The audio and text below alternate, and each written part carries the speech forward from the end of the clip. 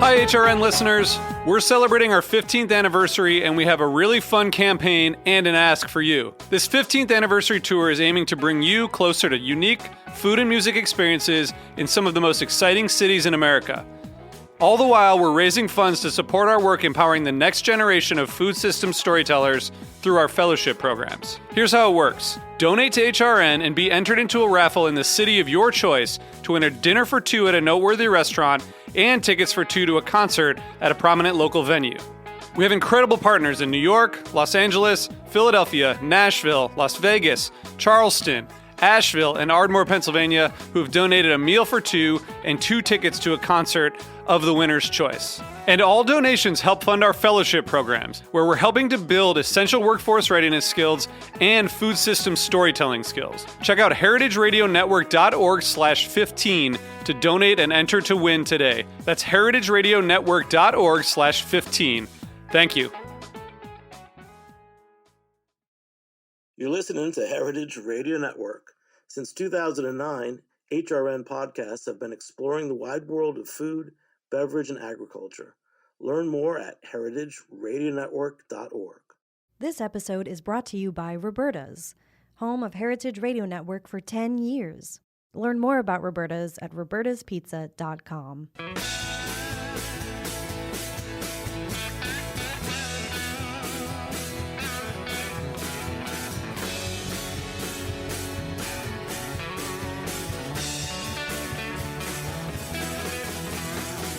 Hey, welcome to Beer Sessions Radio on Heritage Radio Network. It's a special in-studio show, Wednesday, September 7th, 2022. And we're giving a big shout out to Roberta's Pizza. Since day one in 2009, Roberta's Pizza in Bushwick, Brooklyn has been the home of Heritage Radio Network. So big shout out to them. I'm Jimmy Carboni. I'm the host. This is our 13th season. We have a special in-studio show today. And of course, we're out in Bushwick. We're in Brooklyn. We're doing a New York City beer show. So we're going to go around the room. There's guests here from 3 different beer bar establishments in New York City, which is, to me, represents the finest proprietors in the world.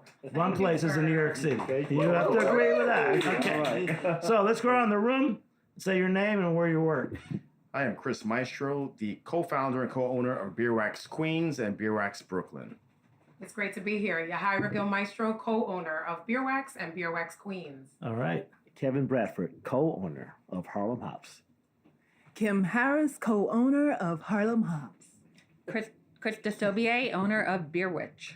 All right. So this is an esteemed group of proprietors. There's nothing like it. You know, in the pandemic, people had to resort to getting cans from the supermarket. But there's something about a place, not just to drink, but to gather. And the people that run them are, to me, some of my favorite people in this city. And you go to other places sometimes, you just quite realize what's missing. Well, there's that type of bar that's in New York City that you don't get in most other places. So we're going to talk a little bit to get an intro from everybody. Some of you have been on the show before and some are new. Let's just let Chris and Yahaira. Hello, guys. You guys have a very special place, Beer Wax, now Beer Wax Queens. So you're doing more than just beer, but beer brought you to it. Isn't that the case? That's correct. We actually are about to celebrate our 5th anniversary in Brooklyn. So wanted to just put that out there. We're super excited. And it's been such a pleasure to have my partner in life, Yahaira, now work for Beer Wax full time.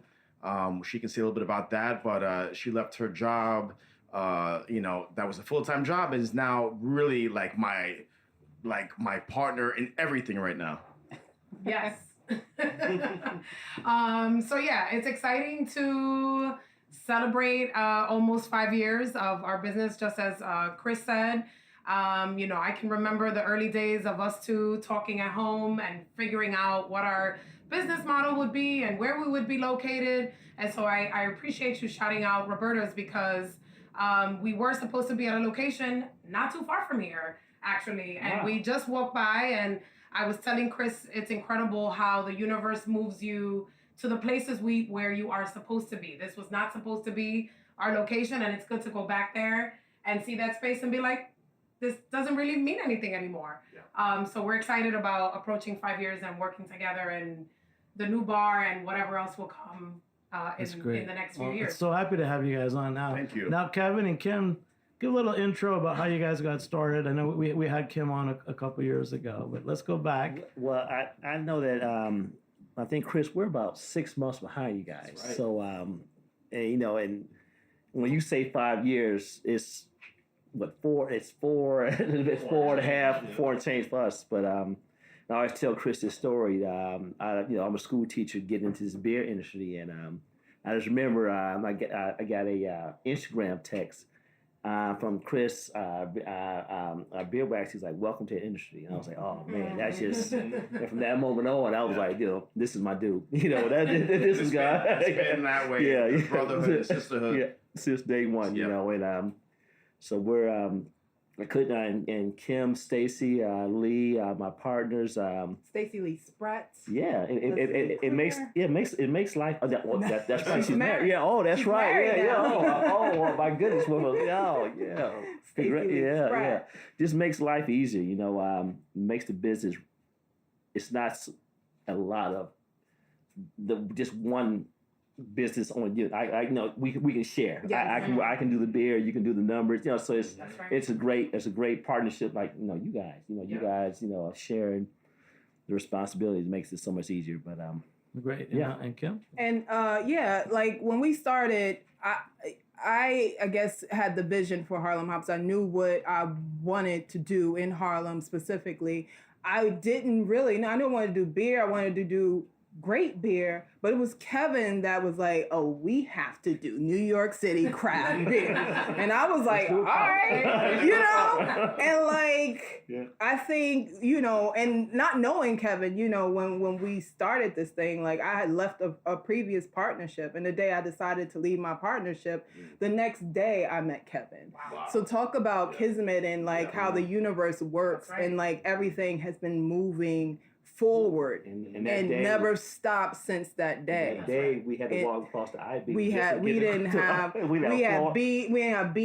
floors. There was beams on the floor. There was no floors. Yeah, I was like, one wrong move. it was completely demolished. Yeah. The space was completely demolished, and I'm like, I think this is a thing. And then we had to actually leave that thing because my old partner had the lease, and then we got it back. Wow. Amazing. And again, going back to what you were saying about spaces and something that's meant for you is meant for you. And right. I think everything that we do, I prayed so hard to get Harlem Hops before I even met you. And like I prayed for Kevin before I met Kevin. I was like, I just want somebody that knows about beer. I just want this. I'm like tearing up thinking this here. Right. So, and then when Stacy Lee, like I always wanted her to be my business partner. So when she agreed, it just all works. I'm just happy, and we so happy to provide Harlem with like the best beer Manhattan has to Amazing. offer. This is like grit and determination, That's and Krista, so Beer Witch. Yes. Tell us about Beer Witch, because you came out of nowhere and you've got like the finest little beer bottle shop in the city now. Thank you. I was a home brewer for a long time, and I started taking brewing classes at Bitter and Esther's, like most New York brewers come from, right? And I totally geeked out into beer history and beer styles, and I just wanted to run with that. I love a lot of the classic styles. I really wanted to, buck this myth of, beer is broy and, crushing cans on the head. Like that is true, and it's great, and we love those people, right? But we also love, these books that Michael Jackson wrote, and you see these pictures of people in the fields in Belgium drinking, Classic.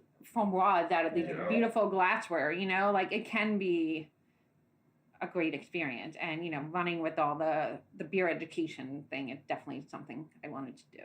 Amazing. That's great. So let's again go around one more time. A special moment as a bar owner or a beer person. Chris? Special moment for me, and I'm sure for both of us, was seeing one of my favorite MCs of all time, Pharaoh Monch, drink a New England IPA at our bar.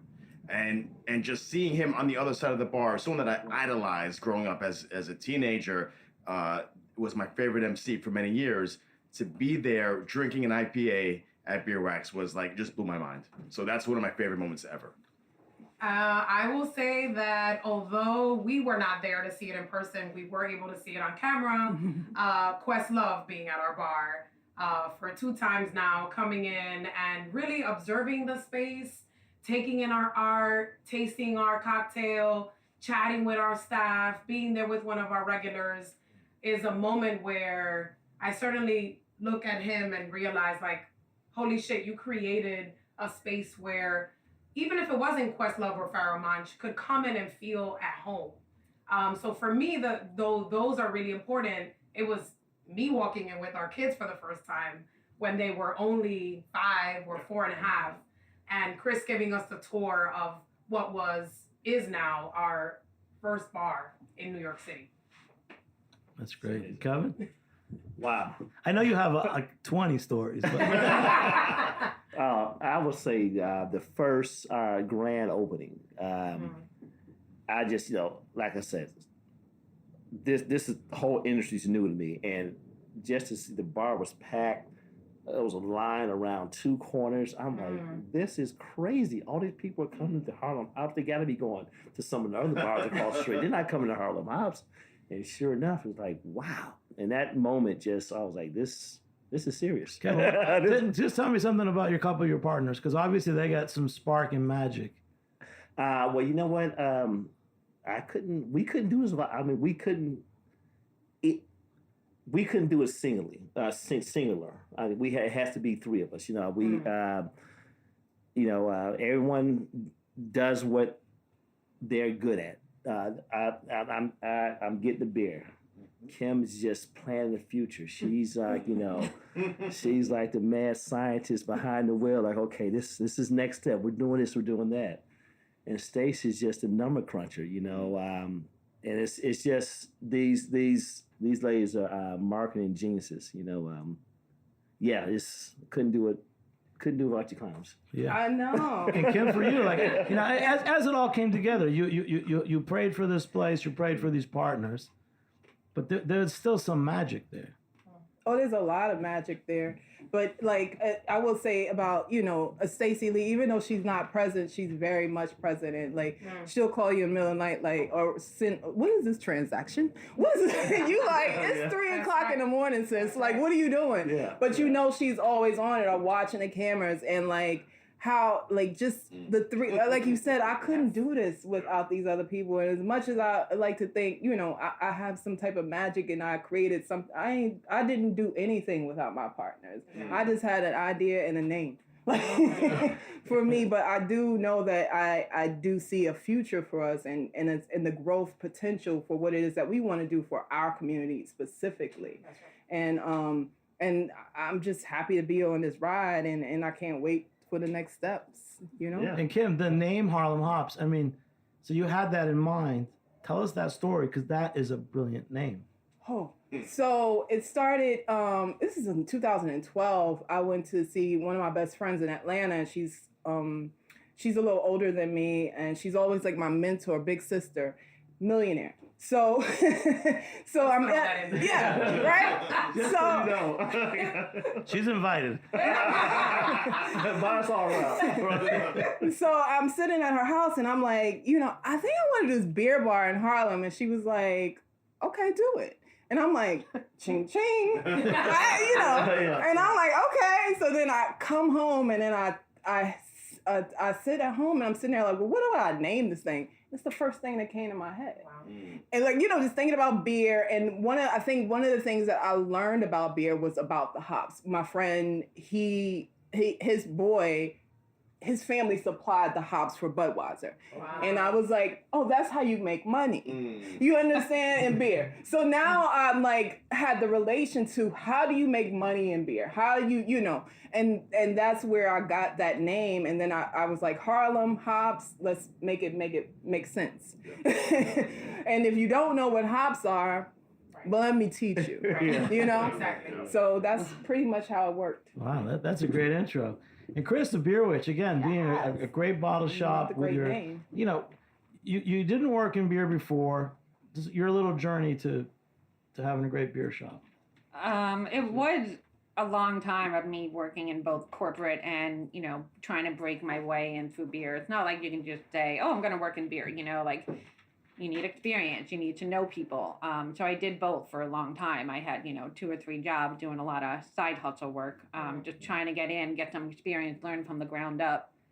But for me, you were talking about, why do we do it, or, some proud moments. And we have we're a neighborhood bar, so we have a lot of regulars that come in. And so many times people have said, thank you for making it not intimidating. I didn't really know about beer before, and, I didn't feel judged or criticized. And, I get excited now. And, we have a regular who used to only drink hazy IPAs, and now he's like, he only loved Farmhouse and Saison, and he's looking for Blaujeed. It's a whole new world for him. It's just such a proud feeling, Yeah. And then the selection that you have, I mean, you're serving the beers that I always serve, that Jimmy's Number 43, Yeah. Blaujeeds. Well, my whole concept was I wanted to be like a Shelton Brothers bar. So I opened in the middle of lockdown, so we weren't even a bar for the first 9 months. We were just a bottle shop. And I got one big order from Shelton before they shut down. So I was like, oh God, what do I do now? So now I'm a Be United bar, and that's great. And now Lime Ventures are taking over a lot of the Shelton stuff. So those are my jams. I want to keep it specialty. I want to keep, those classics coming in and really getting people excited. So like this week, I'm going to stop by your shop. Great. What are a couple of beers that I might want to take home with me? Fantastic. I'd love to see you. Yeah. All right. And we'll talk more about that. So, that's a little start. But Chris, you brought some beer for us. So what was our first beer? This is so much fun to be in studio, guys. You have no idea. We did the show in studio for 12 years, and now we're back. Well, actually, do a few more here. I cracked open a beer from Beer Witch that Krista brought. So maybe Krista can... oh, that's my Instagram alarm. That's real life, everybody. Yeah. It means he has 2 places and he's freaking out. Yeah, that's like posts on Instagram right now. And I can tell you again, back to the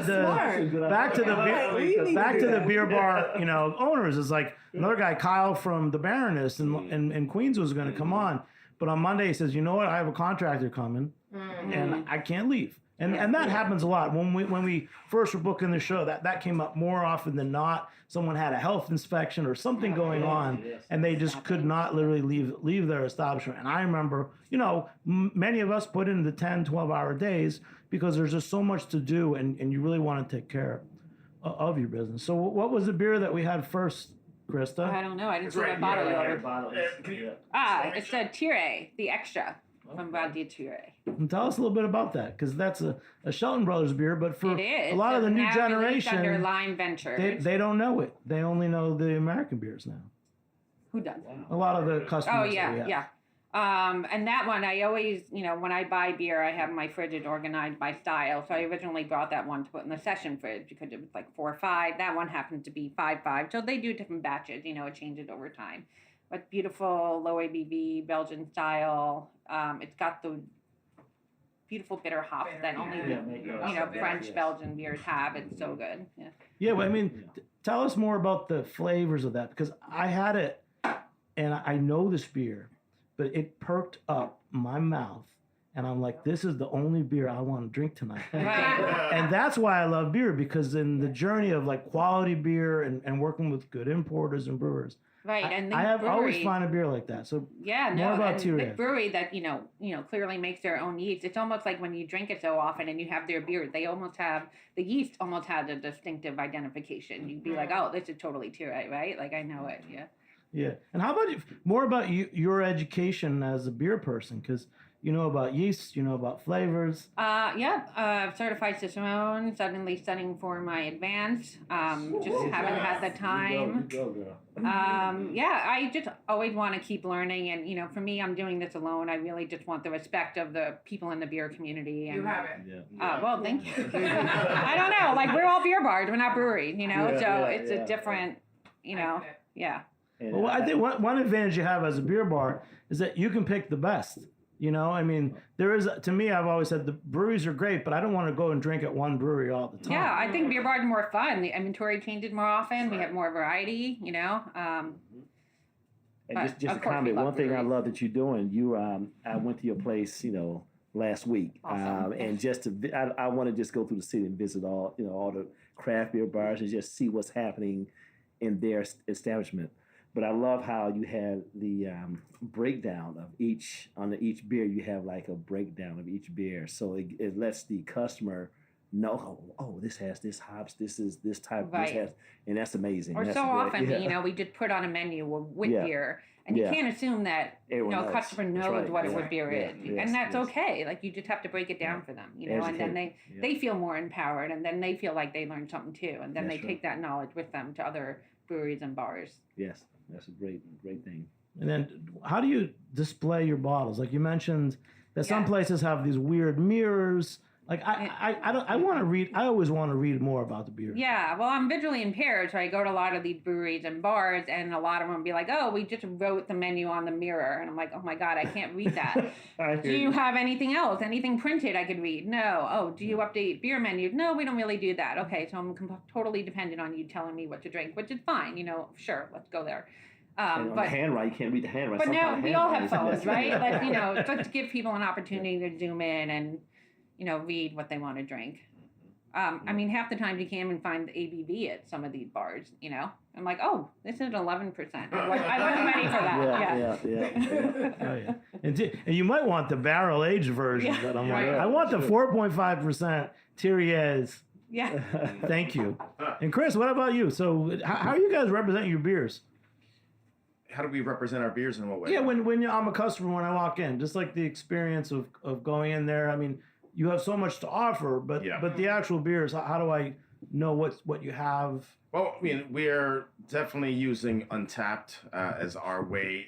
Everything changed with the pandemic, first of all, because we kind of got rid of paper menus. Everything was a QR code and scanning. So that definitely shifted things for us tremendously. And we just kept it because we change beer so quickly that it doesn't make sense for us to print out menus all the time. We do have 2 menus on the front and the back of the bar for our draft list. But and we'll try to reprint them at least once a day. But if something kicks, we'll just put a sold out sign on it. But we also have our signature board, which with its magnetic letters, like kind of kindergarten letters, I love it. which has become our thing. And we have, of course, the brewery, the beer name, we have the style on there. But of course, if people have questions, if someone comes in and is looking for a particular style, our bartenders are trained to try to really ask a lot of questions and try to gear towards what people are into, or maybe what they don't know they're into. So Yeah. And what's something that's on tap this week that you might want to recommend to me? Ooh, That's a good question. you probably know more than I do. I actually don't. I know that we posted our board. Oh, and I got it. I mean, yeah, listen, I'm like- and this is via Harlem Hops, by the way. So we have Fidens, Oh, that's right. Lily Okay. Double IPA, Yes. and Fidens doesn't come down to New York City hardly at all. So it's really by the blessing and graces of Harlem Hops that Kevin goes up and grabs Fidens, and when he goes up there, he's like, "Oh, I'll grab some stuff for Beer Wax as well." So it's really one of both Harlem Hops and Beer Wax, one of the only bars that has Fidens on draft in New York City. Okay, so we just discovered something about this group that Kevin Kevin, can you hook me up? special talent. So I came by. So let's talk about you as the beer guy. Oh, well, wow. This pandemic, like you said, Chris, pandemic kind of started this whole beer run thing. It's when we first started, we weren't really.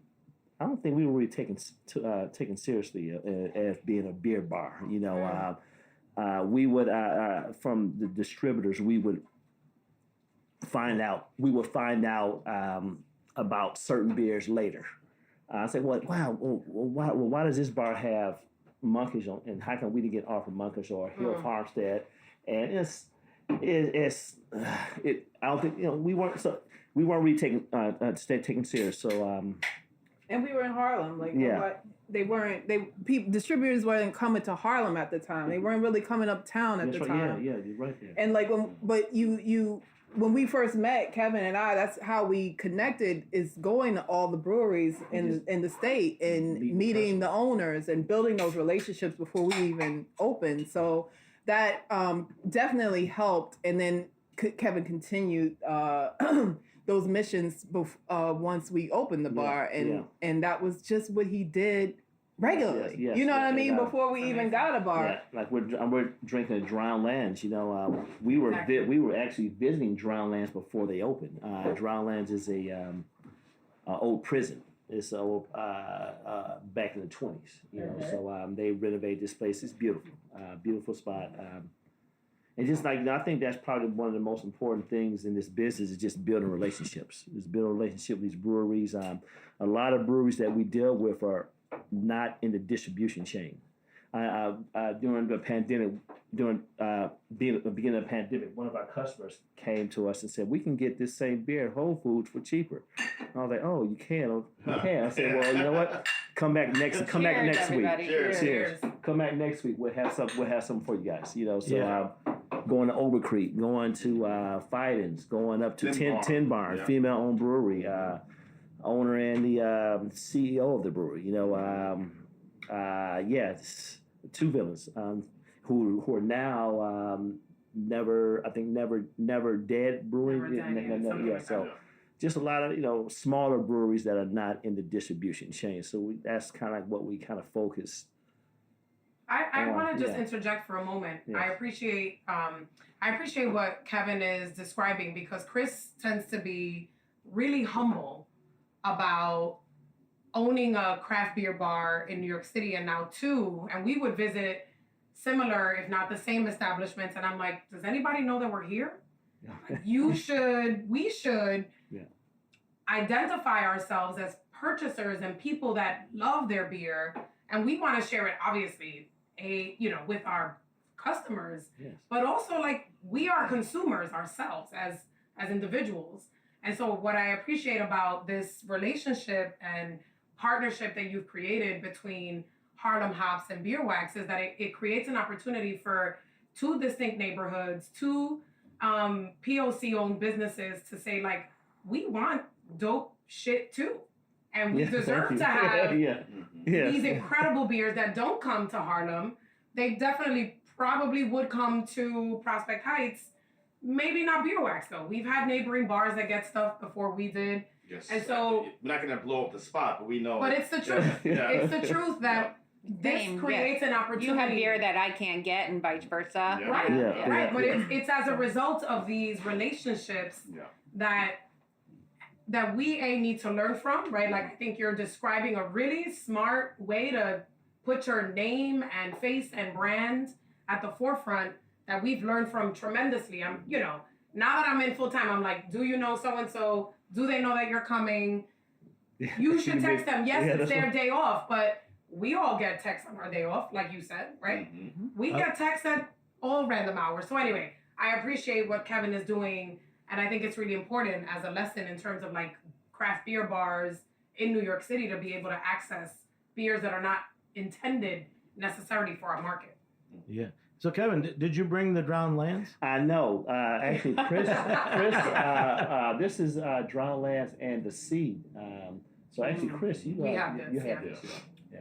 Well, we have this because when we went up to Drowned Lands, she told me, Yahira's like, hit up the owner. You have his phone number. And he wasn't there. It was his day off with his kids. And they were gearing up for their festival the next day. Right. And he was like, oh, make sure you tell the bartenders that you're taking home a couple of 4-packs on us. So that's actually from that, that recent visit. So it goes right back to what Yahira was saying. But no, they just celebrated their 1-year anniversary, which is beautiful. And, we urge everyone, if you haven't been up to Drowned Lands, it's just such a gorgeous brewery. And they're making great liquid. So for you guys, like, there's so many new breweries, especially in the last 8 years, but even in the last couple years. How do you find out about them? Krista, how do you find out about new breweries? It's hard. I was someone who never, ever used social media before having a business, and it's like you're forced to do it. You guys are great at it. I need to learn from you. Give me some lessons later. But really, that's how you have to see, like, oh, wow, how did they get that beer? Like, I didn't know they were distributing. I had no idea. How are they getting it? What kind of, so it's just a major fear of FOMO all the time. Like, oh, man, I want that beer. I'm not getting it, but it's all right. It's just going to take time, I think, and, I'm not going hanging out with the brewers like, a lot of people are. So I don't know how to forge those relationships. I can send a lovely business email, but Yeah. that doesn't always work, So Right. I don't know. Yeah, time, I guess. Kevin, I'm going back to you. You're like this new secret beer tracker or something. Yeah. So It's the beer scientist. Oh my Yeah, goodness. so, no. Drowned Lands, like, Well, I saw it on social media too, and this is probably the first time I tried it. Yeah, another one, Tin Barn, is a female-owned brewery that's 3 miles down the street from Drowned Lands. So it's like I guess it's a beer mecca almost in Chester, New York. Which is 15 miles north of Woodbury Commons, if you're familiar with that area. District 96, Rockland County. These are breweries that are not distributing through a union or SKI or. But they self-distribute. They But self-distribute. they select who they give it to. That's right. Yeah. It's not everybody. Yeah. Well, Drowned Lands actually distributes through union, but Yeah, they they do. only there's certain styles, But yeah, some of these guys, Oak Creek, these guys are so small they can't distribute, So it's like I went up there 2 weeks ago to a barbecue. These 4 teachers, great guys, making great beer, So just great they're people. teachers? Yeah, they're all Wow. teachers. Yeah, it's like, kind of like us, right? Yeah. So just good people, great people. Yeah, this whole beer community is great. I'm Kim, happy to be what does Kevin's part of it. name tag say? What's that, school teacher? Like a teacher pass. He's got his teacher's badge Oh on, my God, yeah. Kevin is a full-time public school teacher. Oh my And God. Chris, did you used to be a Trying I teacher? hard. was for several years. I was Oh, yeah? a New York City global history teacher, 9th and 10th grade. Actually, my school was right down the block from Interboro. Yep. So there was, Oh, wow. when I was teaching, there was no even thought of a brewery in that neighborhood. Wow. 1998 to 2001-ish. Kevin, are there places that give discounts for teachers, like after work? You know what? Harlem Hops, I think, does a discount for teachers. Breweries, you know what?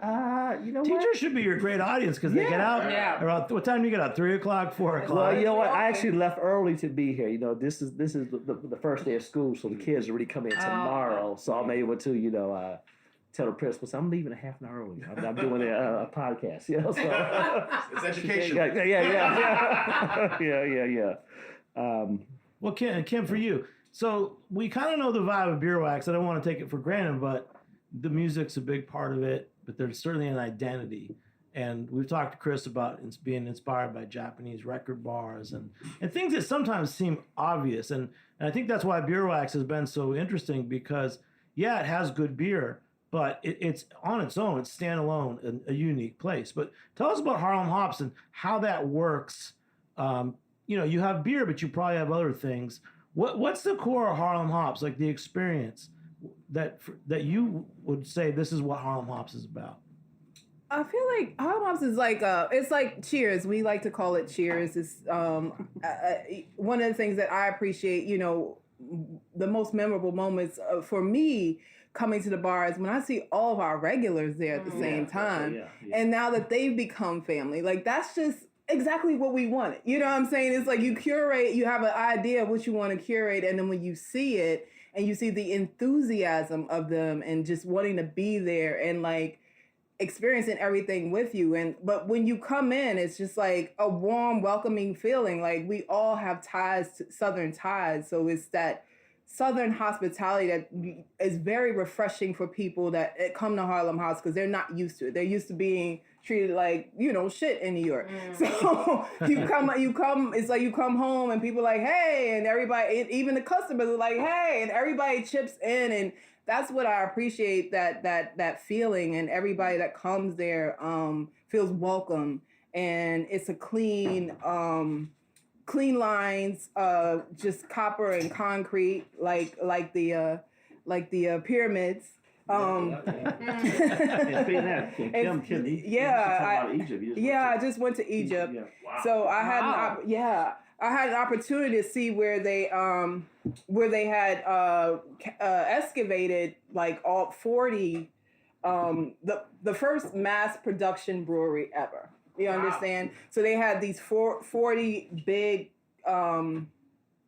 clay pots that they discovered and found buried under the ground. in Abydos, Egypt. Wow. And they haven't even opened this up to the public yet.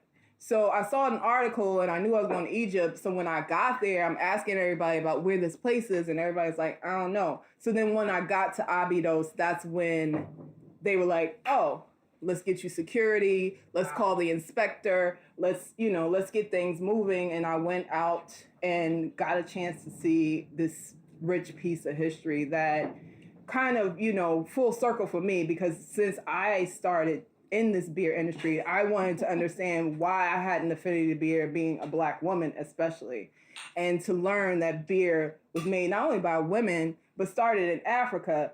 It makes you understand, okay, that's why we have this affinity towards it. And That's right. and now we're just remembering and reclaiming what we started. But Kim, and that ancient brewery you saw, about what era was that from? Oh, it was BC. Wow. But I can't remember the exact date, and I would have to look, and I can come back to you on that. Let me look Okay, at my phone. so around the room, when you write your book or you co-write a book about beer or hospitality, what is that book going to be about, Krista? Because you're studying for advanced Cicerone, so. I mean, for me, it would be about beer history and styles. Yeah. But you said you talked about like how important the flavor is and this. Yeah, it's a full experience. sensory experience, from the, the visual aspect of it to taking a sip to the finish. We do side pours and we do Maliko. It's just a whole different sensory experience using that. I don't know, I think it's... But you have side pours at Beer Witch? Yeah. Whoa. So tell us about your... jump ahead to the draft session, because another thing I missed in pandemic was I got tired of drinking out of cans. And I'll say last night I was at Spite and Dival with one of Chris's friends, Leo from the Sampler in Bushwick. Yes, I do, Leo. And we had a simple beer. We had the Schilling Alexander on tap. Yeah. Well, I've only had Schilling in cans. We perked up. We each had 3 beers. We stayed for food. Yeah. But I want to talk about that draft experience, whether it's side pours or anything. To me, that's probably why I got in the business. It was having draft beer in a good establishment. Mm-hmm. So tell us about your draft beer program now that you're open to the public. Oh, yeah.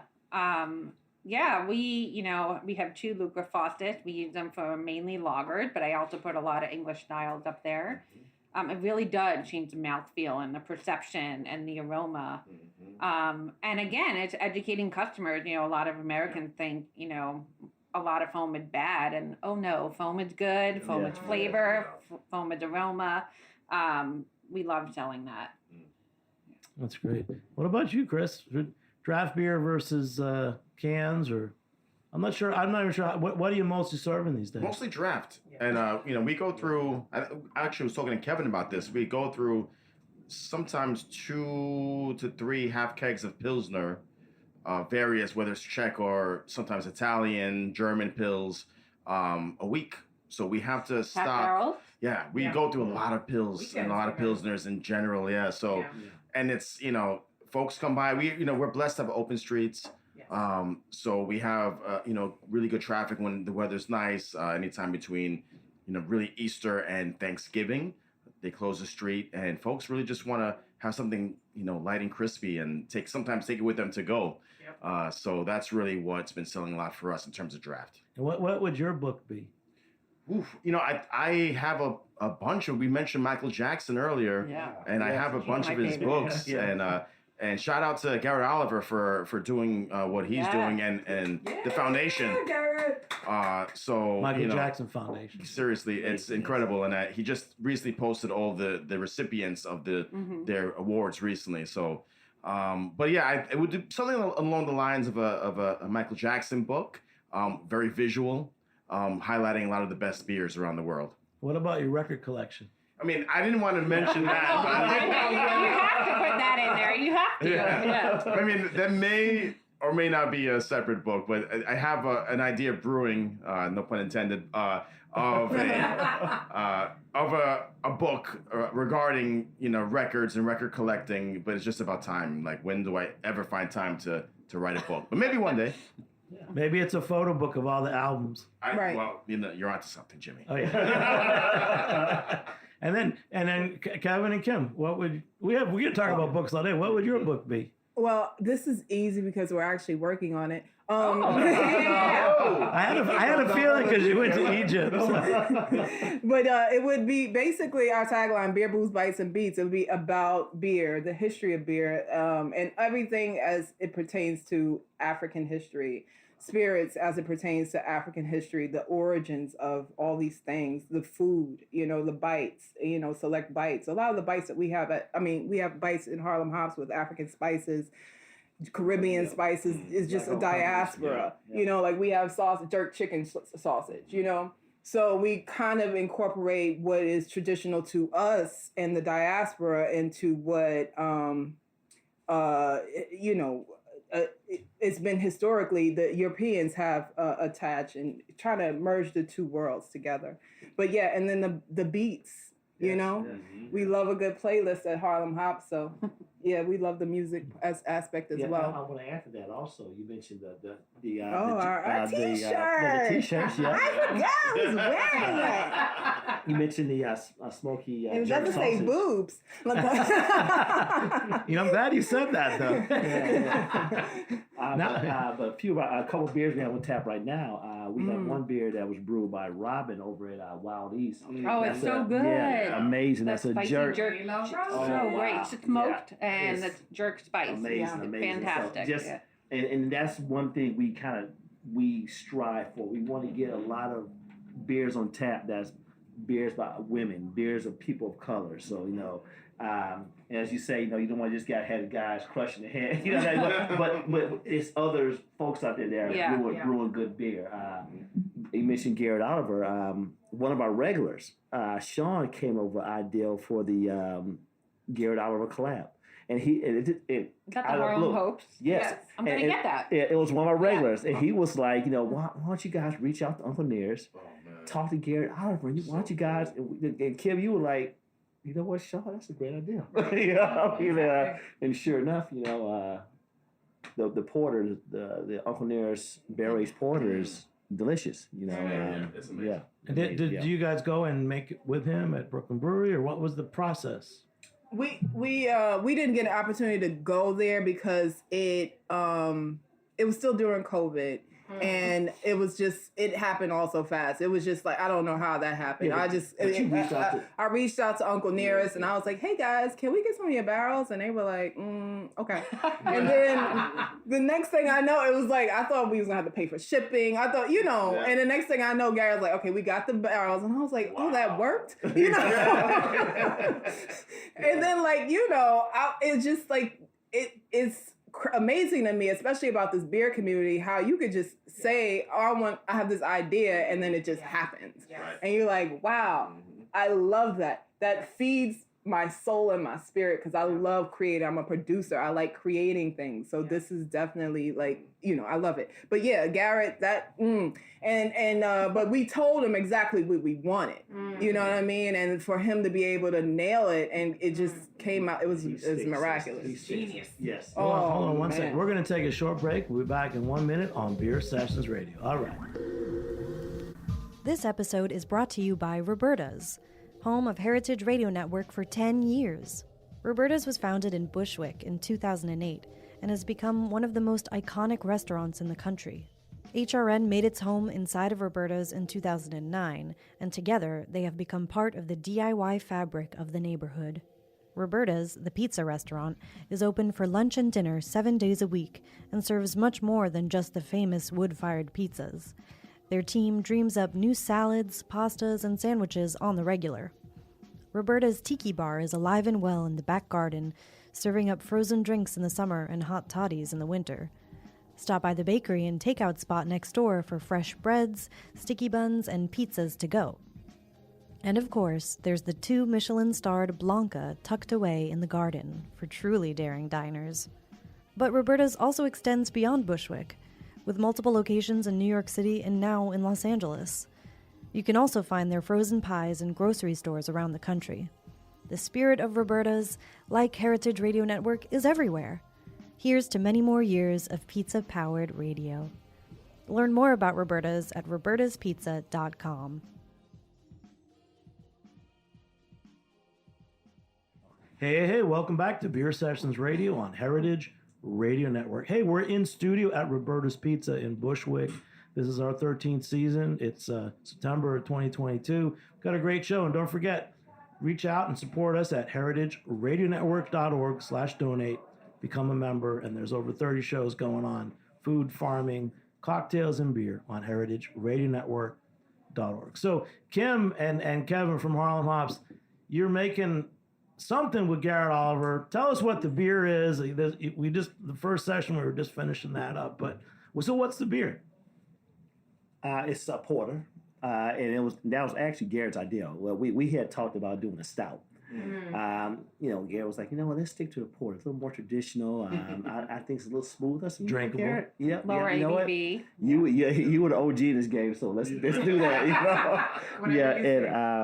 And like I said, Kim reached out to Fawn Weaver, who's the owner of Uncle Nearest, and kegs were there, and we were able to barrel age. I think he aged it for 8 months, I believe. It's an 8.2% porter, and I wish we would have brought one. I did. Someone told us. That was hers. And then one thing. Next time you know. So then, like, how you guys hear about the buzz? Because to go from the beer and what's online to actually putting it in your establishment. Yeah. So did you already hear about this beer? I did. So Brooklyn Brewery, they distribute through a big distributor that I don't really use, but their specialty stuff they self-distribute. So I just got a list this week, and Harlem Hopes is one of it, and I'm definitely getting it. So it's a porter, it's low ABV, it's using the African grain, right, and barrel aged in whiskey barrels. Yes. Uncle Nearest, that's right up our alley. Which African grain? Flavor combinations. I don't. Did he use African grain? I don't know. You said about the grain. It's using African grain, or I have to go do the research. I don't know about the African grain. There were a lot. He does a lot of those specialty beers. He does a lot. I think he did just do another beer with a specific African grain, and it might be maybe confusing. But this one, I don't think we had any African grains. It's whiskey barrel aged, right? It was just whiskey barrel aged. Whiskey barrel aged. Yeah.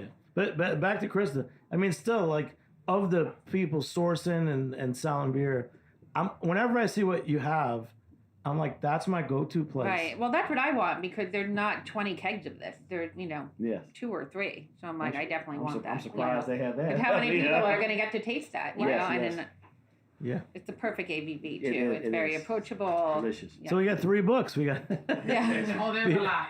yeah. And you here? What's your book going to be? Because you've got a whole different perspective on this. You're actually the book I want to read. Oh, that's so sweet of you. So sweet. Well, Yahira. Yes, thank you for remembering. It's Yahira, everybody, whoever's listening. Beer wax. So I think for me, the biggest thing that hasn't been mentioned is that, and we've talked about it in some different ways, is the education of craft beer. And how each of us are doing something really special and specific in craft beer. And I think what is central to what Beer Wax and Beer Wax Queens does is the education for people of color, which cannot be forgotten. I think we are serving a community that isn't often remembered when it comes to craft beer. That's true. And that is true and dear to my heart, that obviously, this goes without saying, but I'll say it, our bars, all of our establishments are for everybody. Yes. Absolutely. Anybody and everyone is welcome. And I think, though, that it feels so good as a New York Dominican raised woman from New York City. I'm from this city, to see people that look like me at a craft beer bar, when in fact we go to other craft beer establishments and we're not the majority. Mm-hmm. And I think what feels really special and what I would write about is how we've created these spaces for Black and brown folks to come in and feel like they're learning something, that they know something new about craft beer, that, like, sure, you could drink a Corona when you leave here, or a Presidente, or a Bud, but you've certainly had something different at any of our establishments. So my book would focus, I would say, on how New York City establishments, obviously focusing on beer wax, have created these spaces for people that are from any and everywhere coming into our spaces and learning about craft beer. Yes. You go. Write that book. Okay, All right. And why I left my full-time job. or co-write it, but I know. you know, I'm ready for that. We'll do the interview, and then we'll do Kim's. We'll be like, That's right. It started when I went to Egypt. That's right. It really But does. it is amazing to go back to your roots, wherever you're from. Even when I was like a young man, I went to Italy, and Yes. it was by being in this industry. Everyone's different, but when I grew up in an Irish place and a working class place, and I had an Italian family. I was ashamed of being Italian. My mother had brown skin, did not like that. And I have to say it's the truth. And it was only when I got in this industry and I choose what do I know, what can I appreciate, and for me it was the food. But I also want to interject again, because I remember going to your bar for the first time and feeling like I belonged. Yeah. That's right. Seriously. Yeah. I was just like, oh my God, what is this place? Where am I? What am I learning about? Like all these incredible beers. I remember us going there together. So yes, thank you for creating that space and having that space available for the amount of time that it was there, which is amazing. And opening up to events like Yes. Josh Bernstein's my jamborees and his homebrewing stuff, that we met many of the brewers that are actually now have full-fledged breweries, Yeah. From Jason, Strong Rope to Finback and Basil, And Wild East. Wild East, Brett, all these folks were there as home brewers. Yeah. And talking about, we have these dreams. Yeah. And Jimmy hosted these events, Yeah. and now these folks are starting multiple breweries in New York Yeah. State. I'll just give a shout out again since we're doing this. I was lucky at the time that I had extra space and I was in the East Village, which at the time was the crossroads, because whether you're coming from Queens, Williamsburg, or downtown Brooklyn, you all had to go through Union Square or the East Village. And guys like Chris Kuzme, he was a big part of the early days. We had so many brewers coming through there, hosting the BJCP classes, where so many of the brewers who are now brewers, like Jeff Lyons, they were there either teaching it or taking the class. Yeah. So thanks for pointing that out. But again, that's just me, my experience, and appreciating what you guys do. Because when you have a public, you're not a supermarket, and you're not just a brewery. When you have a public establishment, you are creating community. And I didn't really steer that ship. It's that just by being open to people, the scene then were people that were homebrewing and ready to take that jump. The same way with arts and theater and other things. There was just that community of people. So I can only say that I said yes instead of no. Yeah. So that's my book, but but I think I say my book every week, so you know what I mean. But thanks, man. But yeah, and we're not gonna say much longer about this. The last two beers, Chris, there was one that was a little sour, the glass bottle. And these are all Krista. Yeah. With it's a saison made with grape must. So you really, it was very tart, but you absolutely taste that. So grape. Krista, cheers to you, because one of the big reasons I really got in the craft beer rabbit hole way back when was I met the Shelton brothers in 2006, and they came in with a whole nother class of beer, and they even told me XYZ triple from Belgium is shit. You got to try ours. Oh, and by the way, there's no sugar in it. Right. Yeah. I mean, but you And that take was that sip and it's shocking to the palate, Duranke right? Guldenberg, Yeah. Duranke XX. So, when did you first taste a Shelton Brother beer? And I love that you love this, because these are my go-to beers outside of my favorite New York City craft beers. I'm drinking Shelton Brother beers and Be United beers. Yeah. So good. And a lot of their beers are about history. These breweries have been around for some of them hundreds of years, so they're using these old family recipes, and they're sticking true to those styles, and, they've now established a brand identity, but, and again, it's so good. You can sip it and taste all the nuances, but you can also just appreciate the simplicity of it. Yeah. So, when you're going back to Beer Witch tonight or tomorrow night? Every day, yep. Are you someone when I used to? Are you someone that drinks small tastes of your beers? I drink every single day. I don't remember the last time I was drunk, but we taste all day long. Yeah. So do we. Yeah. At Beer Wax. Here. Especially because we write the shelf tracker, so a lot of times I'm, reliant on the breweries for that information, and we taste it, and it's something completely different. So, You're right. yeah. Yeah, because I was always like that too. You when you're in the industry, I'm used to having a small glass, taste of this, another one. Also because I like it cold. And when I switched to being a consumer and going to the consumer side, I started having to talk about things like glassware. It's like then you realize how many bars are just giving you a pint. When the beer doesn't taste good in a pint, halfway through the pint, it's not even cold anymore. It's flat. So how do you guys address that? So we on the industry side get all the good stuff. We can control the pour we have. But how do you balance making money and having certain kind of glassware or presentation in your establishment? Chris? Well, we definitely don't do the traditional pint glasses. We do 12-ounce Belgian style glasses. We also, when it's not open streets, we offer 4, 8, and 12-ounce pours. So if someone wants to sample a lot, they can do a 4-ounce pour, but we want to ensure that people can try it and taste as many things as possible on draft. That's true. Yeah. Same here. We have some customers come in and they want to try like multiple beers, and if you drink 2 or 3 12-ounce triple or double IPAs, you're done. But it's nice to have a 4-ounce and be able to have a 4-ounce of tap 1, tap 2, tap 3, tap 4. And also, I'm thinking I would think the price. The price of the kegs. I don't know if you guys agree with this, but the price of the keg kind of dictates how much we're serving. Also, it's not like you're getting kegs for $100. These kegs are. And you can't sell a $20 pint. Yeah, and we still have to remember we are a business. We have to make a particular profit.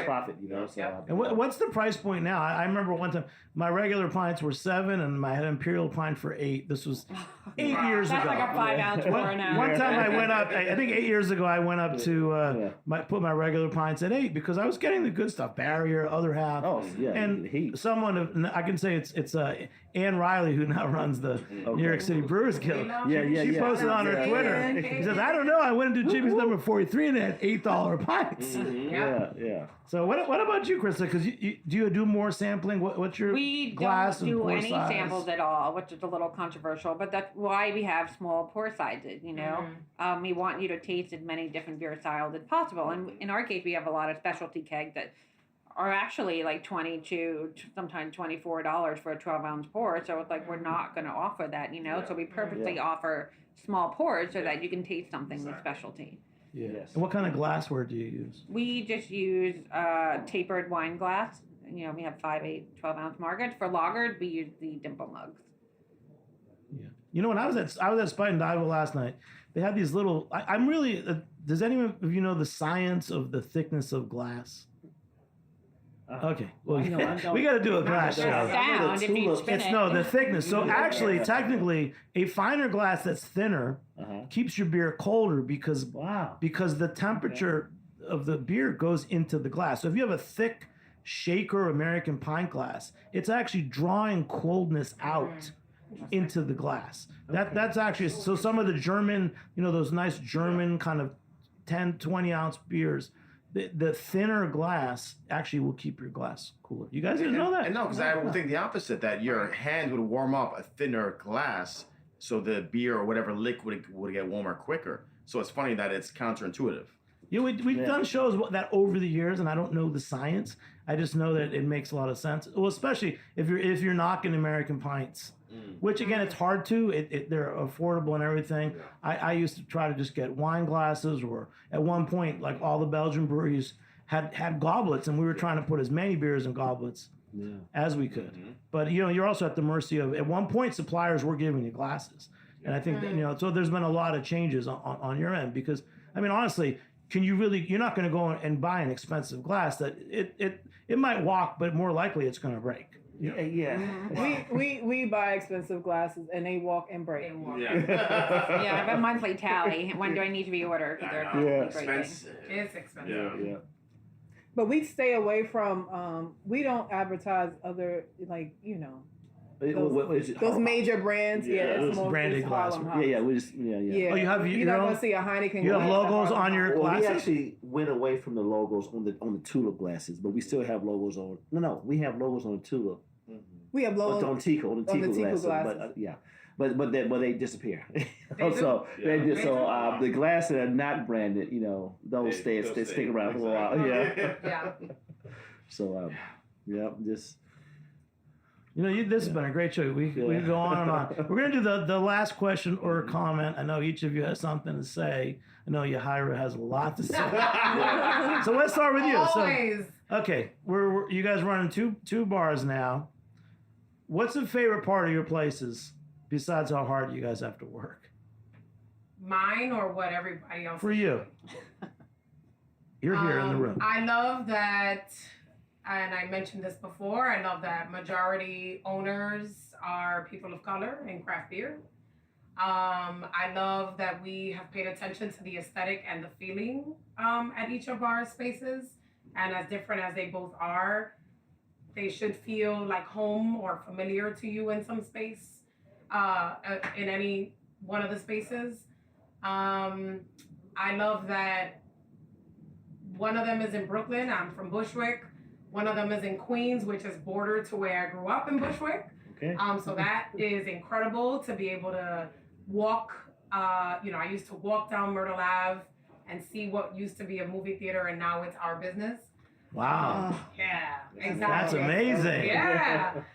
So I feel really proud just to be able to, be someone that is from Bushwick, that is Dominican, that grew up to immigrant parents, and I have an incredible partner in Chris, and that it's a family business. Like, we are a family operated business. We're not people that come from trust funds or silver spoons. Like, we have worked really hard and continue to work really hard for everything that we do. So I feel really proud about all of that, and being a role model or role models to our twin daughters who are 10. Well, that's one of my favorite kind of establishments, owner operated family businesses. There's nothing like it. Thank you, Jimmy. And Krista, for you, your favorite part about your place? I still can't believe it's real, that it actually exists, because I've been planning for so many years. Yep. And I still feel like we haven't really taken off. Could be open in the middle of lockdown. I'm like, I don't even know how it's going to operate if this thing ever ends. I don't know. But I don't mind, being there 7 days a week, because I love it, and it's a passion of mine, and it's just great finding the right people that want to be there and want to help and who are excited about it. Who stocks your shelves? Because you have a lot of beer. We have a lot of beer. Who stocks the shelves? Do you do that? There's a lot of us to do it, but sometimes I'm stocking 2 hours a day. Yeah. Wow. But I'm into it. It's like I'm in a zone, Yeah. In the early days of Jimmy's Number 43, I used to go and count the kegs all the time. I'd like changing them. All these things I loved. I loved writing the beer list. So, you're lucky. You really did. I'm really so proud to meet you. You have anyone I haven't met, and you're newer to the scene than anyone. So, guys, let's give a round of applause too. Krista and Beer Witch. And that's just one of the things, like, I've been in the beer industry for a while, but I've been in a lot of basements and not, at the front of the house. So, think about how many people work at breweries and beer bars who are, behind the scenes. They're doing a lot of the work to make these places run. So these people need a lot of, credit. We couldn't do without them. That's right. Yeah. And then Kim and Kevin, let's wrap it up. Kim, what do you think? I forgot the question. That's it. There's no question. You're just going to wrap it up. Oh, I'd like to thank the Academy. I just love what we're doing at Harlem Hops. I love the future of Harlem Hops. It's a lot that we have brewing, but we can't really talk about it just yet, but it's right there. Right. So, it's heritage. So a lot of good t-shirts. I bet you have good t-shirts. We have some dope t-shirts. Dope beer. Dope beer. Come to our establishment in 2268 Clayton Powell Junior Boulevard and get you some great beer, some good vibes. Yes. Between 1:33 and 1:34. All right, Kevin, I'm thirsty. We're going to your place later. What should I drink tonight? Oh my goodness, two villains. We have 3 kegs of 2 villains on tap right now. Who they're now Never Dead Brewing, and one is a Black Coast that's drinking great. I think Chris, you have Chris and I have the same keg on now, the Cream Ale. Cream Ale we have on. Yeah. Amazing. And they have a stout, a pastry stout, anniversary cat that is delicious. Drinking great. I'll tell you, this is just a little snapshot of some of the great New York City craft beer establishments. Beer Wax, Chris and Yahira, Harlem Hops, Kevin and Kim, and Beer Witch, Krista. Thanks so much for joining me here on Heritage Radio Network. Big shout out to our engineer, Armin Spengen, and producing intern, Alex Tran. I'm Jimmy Carboni. It's so great being back in Roberta's Pizza in the studio. We'll catch you next time on Beer Sessions Radio. All right. Thanks, Armin. Thank you, guys. Beer Sessions Radio is powered by Simplecast. Thanks for listening to Heritage Radio Network. Food radio supported by you. Keep in touch at heritageradionetwork.org/subscribe.